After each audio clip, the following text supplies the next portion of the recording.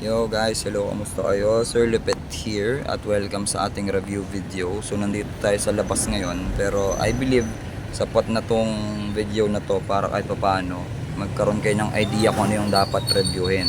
Shoutout muna kay Asher. Okay, so para sa GenMat, no?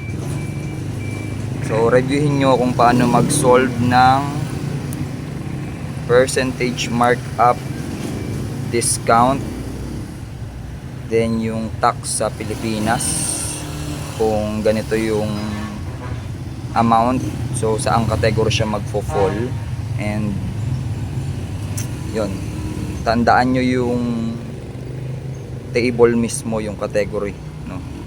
Yan, kasi hindi ako magbibigay ng index card. Yan. Then kasama rin daw yung pag-solve ng weekly wage, pagsosolve din ng monthly wage. Yan, yung mga basic pagkuha ng regular pay,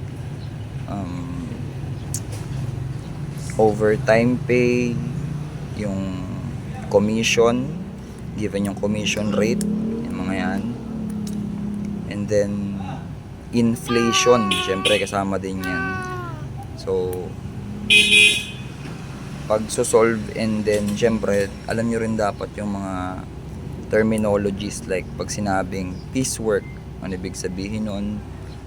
Pag sinabing inflation, ano ibig sabihin nun? Yan yung mga terminologies, guys. So i-ano nyo yan, reviewin nyo. One way para mag-review is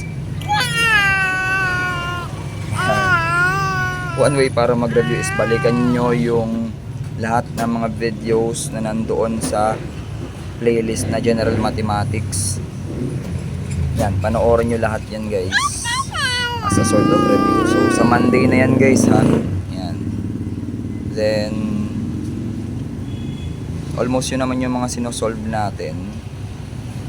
So yung profit at saka yung loss. Yan.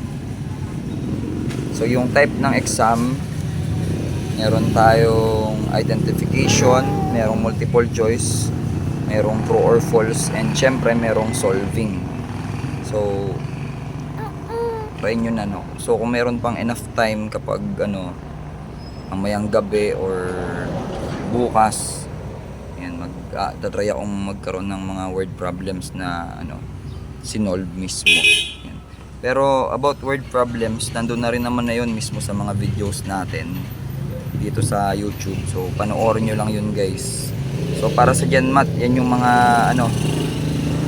pwede nyong paghandaan, pwede nyong i-review. Yan. So yan, guys, mixing video lang naman to. And then yung next na iano ko is para na sa physics.